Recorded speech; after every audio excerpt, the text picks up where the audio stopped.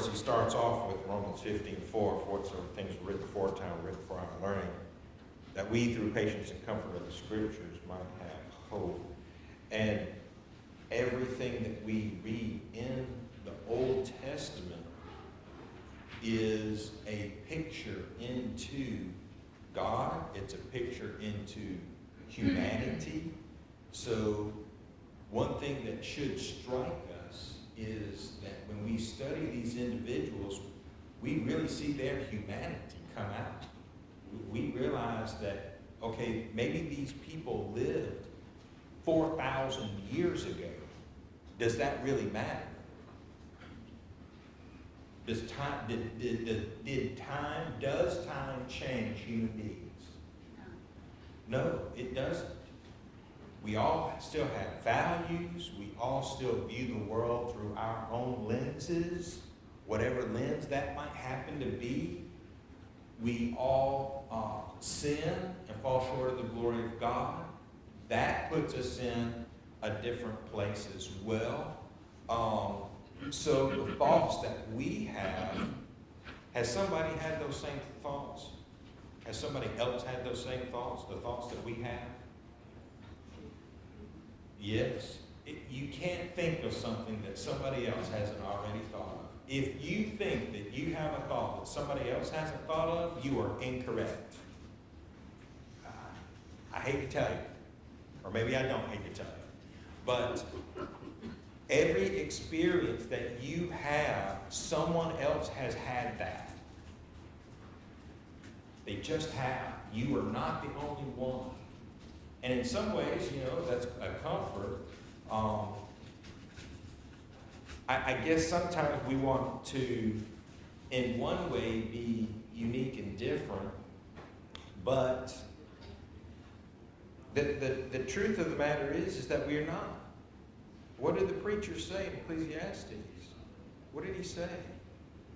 There is nothing new under the sun. There's nothing new. And so God has seen it all, and everything that we really can experience in this life. Now, do we have neat toys to experience it with? Right? We have neat toys, I guess, but that's all they are. They do not change us. They're not going to change us as far as our character, as far as our values are concerned. People have always had the same kind of values and the same struggles. Do I do my way, or do I do it God's way? That's the struggle. And so that has been from the very beginning. So from the people of old, we can learn great principles for the Christian life. And certainly that is the case. And so that takes us to Genesis 27. Genesis 27. And all of us who are familiar with the Old Testament know this account very, very well, how that Jacob, with the help of his mother, Rebekah, deceives Isaac so that Isaac will bless Jacob instead of the older twin, Esau. And they were able to deceive him because he had bad eyesight. That's how they were able to deceive him. And it came to pass, Genesis 27:1, it came to pass that when Isaac was old and his eyes were dim, so that he could not see, he called Esau his eldest son and said unto him, My son. And he said unto him, Behold, here am I. And so we understand that Isaac is now well advanced in years, and the very reason why he is about to bless Esau, his oldest, and by the way, is there also some favoritism going on here as well? Who did Isaac love more? Esau. Who did Rebekah love more? Jacob. Who's going to win? It's not the man. We already know that, don't we? It's not the man. Rebekah's going to win, and Jacob's going to be blessed. So Isaac, being old, They didn't have very good eye care in that day, did they? No, not very good eye care at all. And so, as a result of aging process, do our eyes get worse and worse? Yes, yes they do. Yes, they do. Continuing on. When Isaac was old, he called Esau in, verse 1.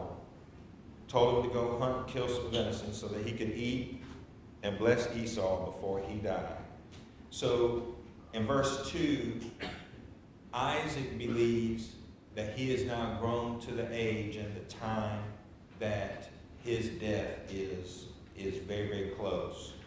And in many ways, the older we get, and obviously barring any accidents, we can kind of tell when our body is ready to give out. Now sometimes, those are false things, but a lot of times that just is the case. Or you can look at a situation and say, this person is about to pass away. And so we do understand that. And so Isaac asks Esau for a favor, that he would go out and that he would kill a deer, and that he would bring the venison to him, prepare that and make that for him, because he really, really because he loved Esau more than the venison, you see. And so he wanted Esau to essentially one last time make him his favorite meal. And so that was what Esau did. So while he was out, now Rebekah was listening in on the conversation, verse 5. And so Rebekah heard Isaac when he spoke to Esau. And as Esau went out, verse 6, Rebekah told Jacob, this is what I want you to do, because I heard your father speak to Esau, your brother. And what is Isaac about to do to Esau? Bless him. What did that blessing entail? The birthright, is that what you're... That's right. It was the birthright. Yeah. But what did that birthright entail? What's the big deal about this birthright? It's different from any other birthright. It's the distribution of wealth from the father. It is. So there's a material, situation. We can go to Luke 15, and who comes to the father and asks for his inheritance? The younger son. And by the way, was that a large inheritance or a small inheritance? No, it's a small inheritance, because he's the younger son. He only gets a third. The oldest son gets how much? 2/3. If you have two sons, then the oldest son gets 2/3, and the youngest son gets 1/3. So however large it was half of what the oldest son was going to get. Well, from a materialistic standpoint, that's exactly what Esau was about to receive, the larger portion of the material blessings. But this birthright is different, because that was true everywhere. What was different about this birthright?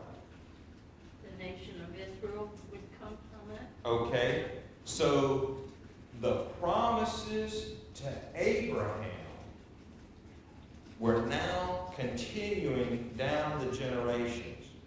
And Isaac is generation number 2. Isaac is about to bless generation number 3. What were the 3 promises given to Abraham that the one who received the birthright was also going to continue? What were the 3 promises? Great nation. Okay, there we go. He was going to be the father of a great nation. So a lot of people as children. All right? What else? The Messiah would come from his lineage. Okay, through his seed, all families of the earth would be blessed. That is, Jesus Christ was going to be the descendant of Abraham. All right, and what's the third thing? The land. The land. Where are you going to put all the people? So Canaan was going to be the promised land. So we are talking, there's a lot at stake here, is there not? As a matter of fact, it is the highest of stakes from a physical standpoint, because through this individual, Jesus Christ, years later, is going to come, is going to come into the world and be born. So what Rebekah does as she talks to Jacob is, she is noting that she doesn't want that birthright to go through Esau, but to go through Jacob, and that he would receive that eternal blessing, or that blessing that Jesus, rather, not eternal, but that blessing that Jesus was going to come through his seed and not through Esau's. So she tells him to go, verse 9, go get a couple of the goats there. You kill them and dress them. You make the meat. Have you ever had venison? Have you ever had goat?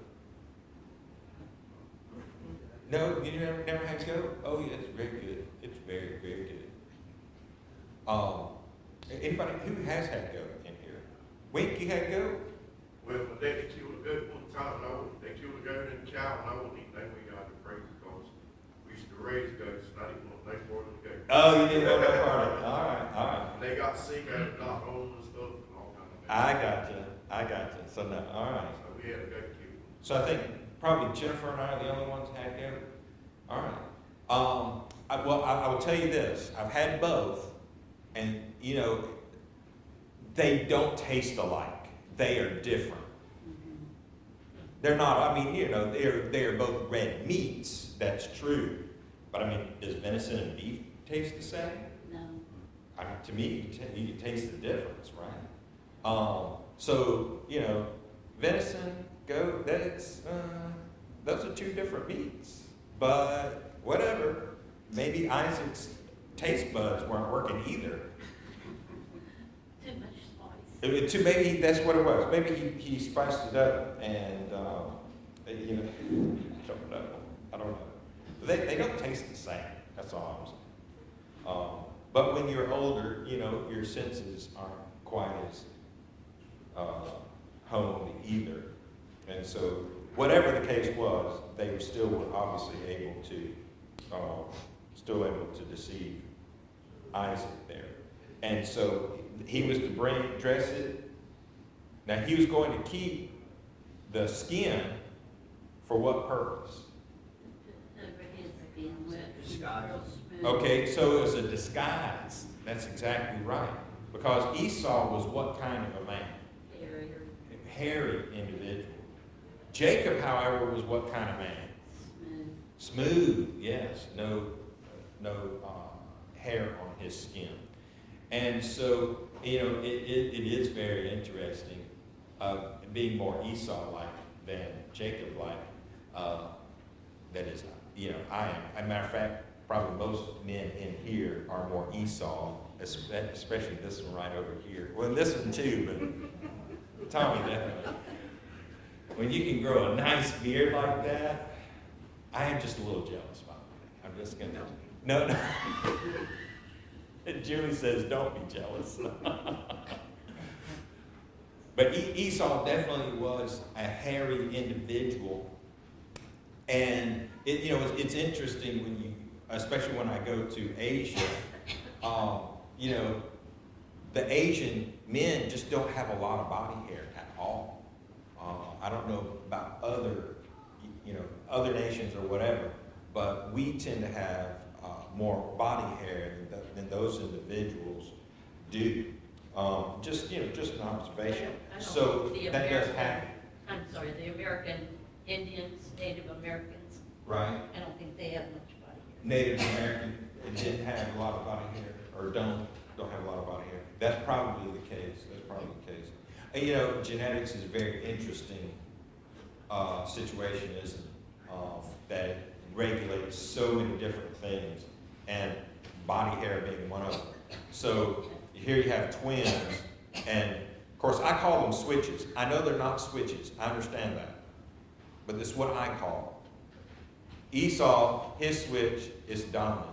His switch is turned up, so he has a lot of body hair. And Jacob's switch is turned off, and so he doesn't. So that particular switch, one switched on, one switched off. That you know, that's it. That's just interesting to me. That's very, very interesting. All right, enough of that. So Rebecca overheard, this is number 2, Rebecca overheard that. She wanted him to kill the 2 kids of the goats so that she could prepare the meat that Isaac loved. And of course, he couldn't see. So Rebecca took the skins of the kids of the goats, put them on Jacob's hands and on the back part of his neck, so that when Isaac felt, you know, his arms and the back of his neck, where obviously Esau had a lot of hair and Jacob did not, then he would feel, oh, this definitely is Esau, even though, you know, my hearing isn't as good either, but I can still hear him. He kind of sounds like Jacob, but he feels like Esau. So that was the direction that they went. And so all the deception, beginning in verse 18, as Jacob calls Esau, but Isaac calls Esau, but Jacob comes in and says, here am I. Okay? And he came to his father and he said, my father. And he said, Isaac said, here am I, who art thou, my son? And Jacob said, oh, I'm Esau, thy firstborn. And of course, that was a what? That was a lie. That was a lie. And he said, I have done according as thou badest me. Arise, I pray thee, sit and eat of my venison. He didn't even serve him venison. That's another lie. That thy soul may bless me. See, that's what he was after. He was after the blessing. And he used deception in order to get it. And of course, Isaac said, oh, it hadn't been a very long time for you to go out and kill and do everything that you need to do. See, Isaac was expecting, when he told Esau to do that in the morning, that he would get that venison for supper. Instead, he got it for lunch. That is what occurred. And so Isaac is surprised. How is it that you found it so quickly? Well, Jacob is light on his feet because the Lord thy God brought it to me. Isaac said to Jacob, come near, I pray thee, that I may feel thee, my son, whether thou be my very son Esau or not. And of course, he had the skins of the kids, the goat kids there on him. And he felt them, and he said, that he smelled, verse 27, the smell of my son is the smell of a field which the Lord hath blessed. Therefore God give thee the dew of the heaven, the fatness of the earth, plenty of corn and wine. Let people serve thee, nations bow down to thee. Be Lord over thy brethren. Let thy mother's sons bow down to thee. Cursed be everyone that curseth thee, and blessed be he that blesseth thee. Now that last one there, what does that remind us of? What does that remind us of? Cursed be everyone that curseth thee, and bless thee, bless him that shall bless thee.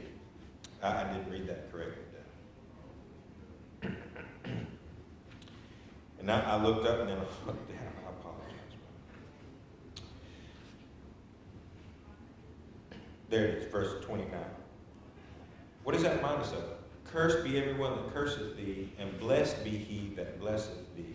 What does that remind us of? Elaine, did you say that? I said Jesus. No, not, say again? Golden rule. No, Deuteronomy. no, definitely not the golden rule. All right, let's go back to Genesis chapter 12. Let's go back to Genesis chapter 12. Genesis 12:3. What does that say? Genesis 12:3.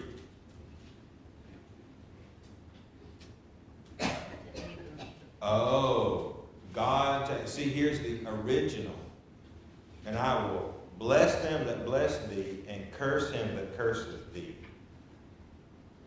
So here is yet, in a sense, a kind of a fourth blessing that kind of goes through this as well. That Isaac also passed this blessing down. That if anybody else curses you, then they are cursed. If anyone else blesses you, then they are blessed. And we see that over and over again. Everywhere from Melchizedek. Now, who's Melchizedek? The priest of unknown origin. Okay, so Melchizedek was the king of Salem, the priest of the Most High God there in Salem. And Abram, after fighting the 5 kings and receiving Lot back, went through Salem and gave Melchizedek a tithe of all that he had, received because of that battle. And Melchizedek blessed Abram. Are we talking about Melchizedek in the year 2025? Are we talking about Melchizedek in the year 2025? Yes. We are. Did God bless Melchizedek? Listen, when we're talking about a man for what he did, that's a blessing from God. When did that take place? And, Abraham was what? 1,500, 1,700 years before Jesus. So, we're talking almost 4,000 years later, we're talking about this man. That's remarkable. Okay? So, all these people, you think about King Hiram. Anybody know who King Hiram is? Anybody? Haven't we read the Bible through? I was thinking about that this morning.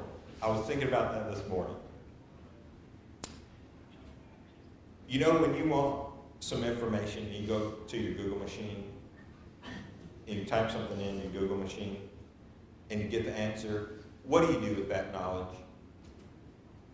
If you're doing some studies, you learn something. No. In one ear and out the other. Okay, that's what I'm telling you. That's what you do with that knowledge. If all you want is an answer, you go to your Google machine to get the answer. Here's the answer, and I'm done with it. In one ear and out the other. You have to be intentional to keep things in your brain.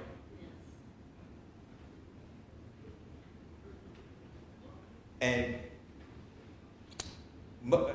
I like reading, I do. I like reading the Bible. Obviously, we should. But you don't know who King Hiram is. I have a Teflon brain. I can take a guess, but I don't know. Do you know what I mean? No. Julie's like, should I Google it? Yeah.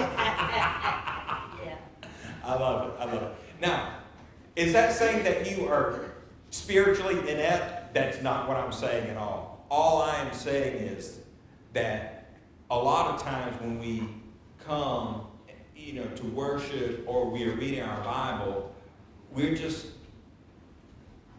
not being intentional about keeping that information in our brains. That's all I'm saying. Because I have a safety net of the Google machine or the concordance. And by the way, I'm guilty of that too, by the way. So don't think that, I'm talking down to you. No. Quite the opposite. I'm so guilty of that myself. But I know who King Hiram is. So, but there has been a lot of intentional Bible study on my part. Right? Not better than anybody. Has nothing to do with that. But it's intentional. Let's get to King Hiram. King Hiram was the king of Syria, Lebanon, who helped David and Solomon with the wood and other materials to build the temple. King Hiram, okay? Did God bless King Hiram? Tremendously. Tremendously. So when you were friends, when you blessed the people of God, however far and long that was, then you were blessed. If you cursed the people of God, you were going to meet a very terrible end. Yes, ma'am. What book of the Bible is That would be in 2 Samuel and 1 Kings. King Hiram there. Now see, I'd have to go to my Google machine to get that information. But that would be toward the end of 2 Samuel, because that's when David is collecting all of the materials to build the temple. Of course, he couldn't build the temple because God told him, no, because you are a man of blood. But, okay, I can't build the temple, but I will help my son. And so he contracted with King Hiram to collect all of the great pieces of wood and other things, so that when Solomon came on, all he had to do was, like Lincoln Logs or Legos, just assemble it. That's all he did. Is Solomon just assembled it because all the pieces were already there. Yes. All right. Blessings. So Isaac even gave Jacob, whoever curses you, I will curse, or God will curse, and whoever blesses you, then he will be blessed. So that was passed down as well. So ultimately, then, Jacob receives the blessing from Isaac instead of who Isaac wanted to bless, and that was his son Esau. Because of the deception of his wife and his son that deceived him. So he gives him all of these things so that when Esau comes to Isaac to receive a blessing, guess what? Because Isaac believes he's blessing Esau, what is Isaac going to leave Jacob? In Isaac's mind, what is he going to leave Jacob? A third. A third, and just not a lot. I mean, the majority of the blessing is going to go to Esau because he loves Esau more than Jacob. And verse 38, Esau said to his father, "Hast thou but one blessing, my father? Bless me, even me also, O my father." And Esau lifted up his voice and wept. Now, whose fault was that? Rebecca's. Whose fault was? No, it really wasn't Rebecca's fault, and it really wasn't even Jacob's fault. Whose fault was it? It wasn't Isaac's fault. God's. No, it wasn't God's fault. God knew all these things were happening. Whose fault was it? I haven't mentioned the only other person in the whole scenario. It was Esau's fault. That's exactly right. Why was it Esau's fault?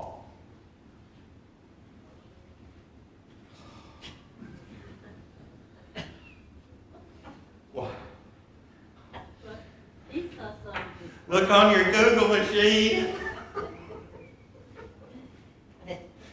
Why was it Esau's fault?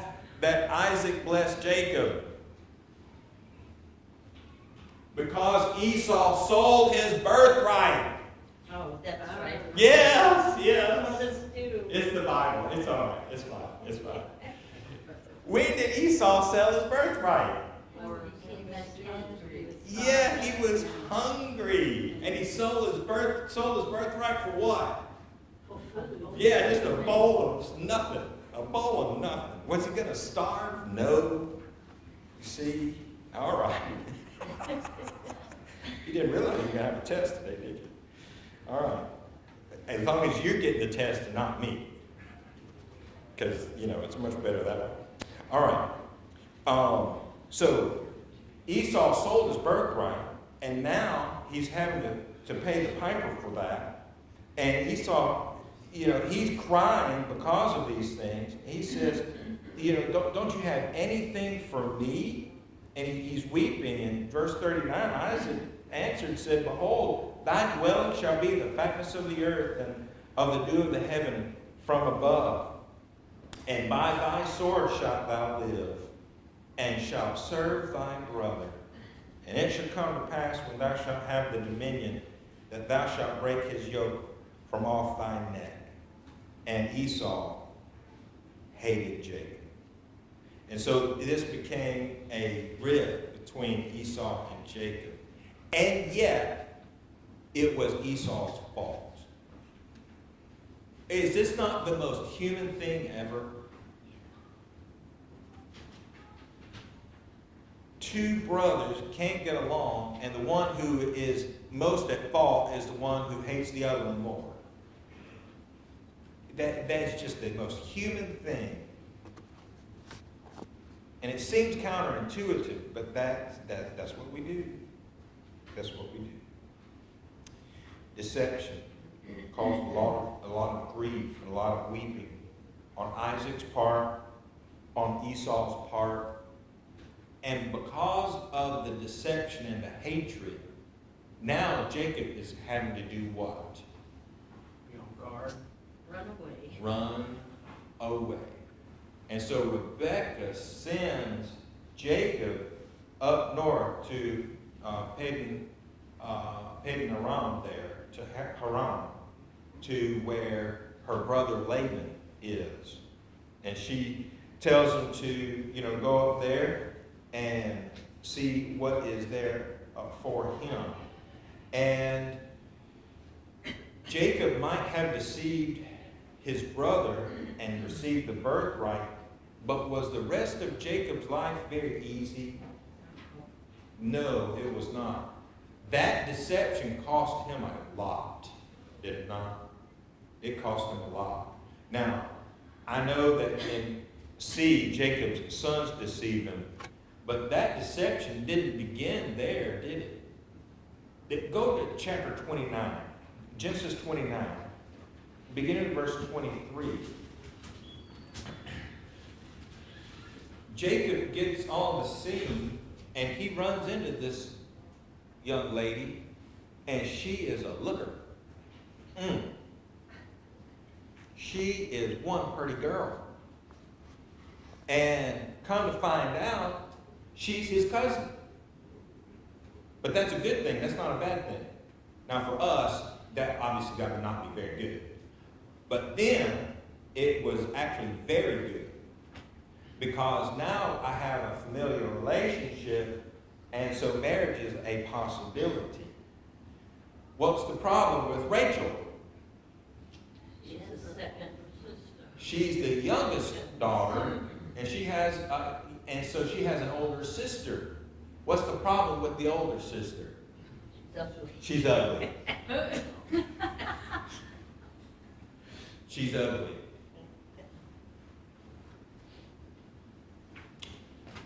And I guess in our culture, you can't be beautiful and ugly.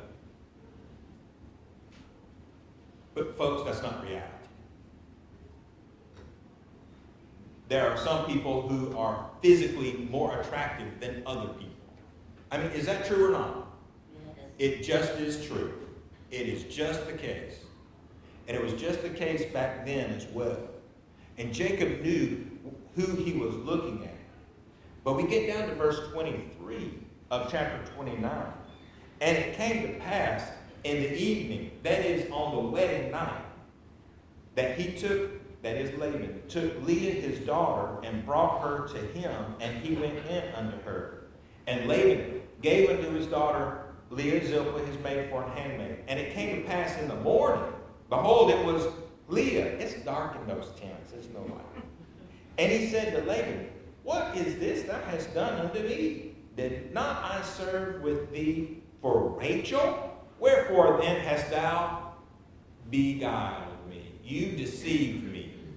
Well, guess what? What goes around comes around. Is that not right?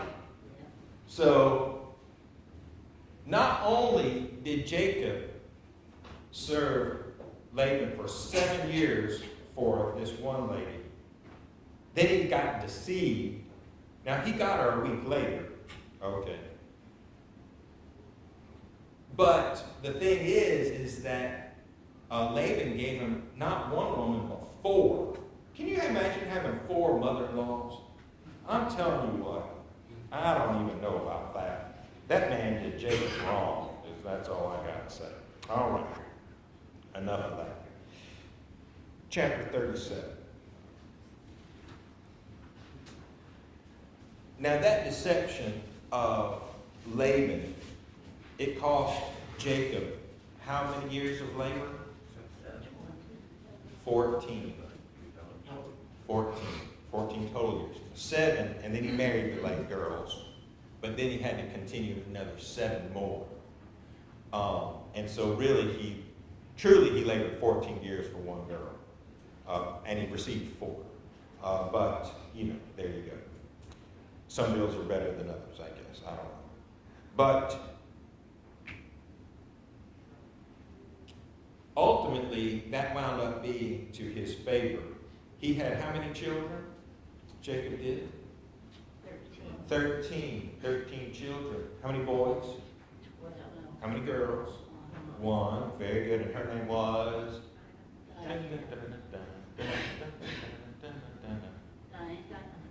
Yeah, Diane. No? Okay. No, that's all right. Never mind. No. I'm in my own head apparently at this point. And when his brethren saw their father loved him more than all his brethren, they hated him and could not speak peaceably unto him. Who's this about? Joseph. Did Isaac and Rebekah play favorites? Yes. And guess what Jacob received because of that? He played favorites too. Because Jacob's favorite wife was who? The one he worked 14 years for. And God shut her womb up, and yet it didn't matter to Jacob because he still loved her. And then God finally opened her womb, and Joseph was born. And as a result, didn't matter the 10 boys he already had. What about that 11th boy? Oh, he's a favorite. Can you imagine being Reuben? Can you imagine being Reuben and your dad loves the 10th, the 11th son more than you? I'm the oldest, and my parents love me more than my mother. I'm totally kidding. I'm totally kidding. No, my brother and I are very different, and yet we are very similar too. Even though we're not twins, we actually have a lot of twin tendencies. Fortunately, my parents did not play favorites, and that's a very, very good thing. Because when you show favoritism, that hurts the family dynamic. And here's the result of playing favorites. As Jacob loved Joseph more than all his children, because he was the son of his old age, verse 3, and he made special things for him, and he provided more for him than others. He made that coat of many colors. They couldn't even speak peaceably to him, verse 4. And of course, then he started having miraculous dreams and visions And he couldn't keep those to himself, could he? Because when you're the favorite, you think that the world revolves around you. Well, guess what, firstborn daughters? The world doesn't revolve around you. It doesn't. It really doesn't. It revolves around me. So that's a difference. That's a difference. No, I'm still in my own world. Okay. But Joseph did. He thought, well, all these things that are happening to me, and I've got to let my other brothers know how great I am. And they hated him yet more, verse 5, because of his own actions. You know, it wasn't enough that his father showed favoritism toward him, and so they hated him. But his own actions led them to hate him even more. And so, of course, they came up with a plan because of their hatred to get rid of Jacob. And at first they were just actually going to kill him. And then Reuben said, no, let's not kill him. Let's sell him. And so they sold him to the Ishmaelites. That's interesting, because the Ishmaelites are who? Issue from Ishmael, who had his hand against everybody, and everybody had their hand against him. That's exactly right. But Ishmael and Isaac were what relationship? No, not cousins. Stepbrothers. Stepbrothers. Same dad, two different moms, right? And again, this is only the third generation removed. And so here are cousins coming through. Hey, cousins, why don't you take this boy to Egypt with you? And so that's exactly what they did. And since they didn't want to get in trouble, this is what they did. Verse 31, and they took Joseph's coat, the coat of many colors, and they killed a kid of the goats and dipped the coat in the blood. And they sent the coat of many colors, and they brought it to their father and said, this have we found. Now, know now whether it be thy son's coat or no. And he knew it and said, it is my son's coat. An evil beast hath devoured him. Joseph is without doubt rent in pieces. And Jacob rent his clothes and put sackcloth upon his loins and mourned for his son many days. As a matter of fact, verse 35 says, he could not be comforted. Was it true that Joseph was dead? No. Did the boys lie about Joseph's death? It was a great lie and deception, it was. But did they say the lie? No, they didn't say it. However, what did Jacob do with the information presented to him? There we go. He actually made an implication, for an inference on the information that was given to him. And they knew he was going to make that inference, didn't they? That's why they ripped the coat and put it in blood. Because they, without saying anything, here's the ripped up coat with blood on it. And because that was an occurrence. Those things would happen in that time. That people would die because of wild beasts. So, deception. Terrible, terrible thing. All right, people are waiting on me now. That's from the sermon. Okay. I was in rare form today. Every once in a while you get that. We're going to take a short break at the top of the hour. Come back and worship our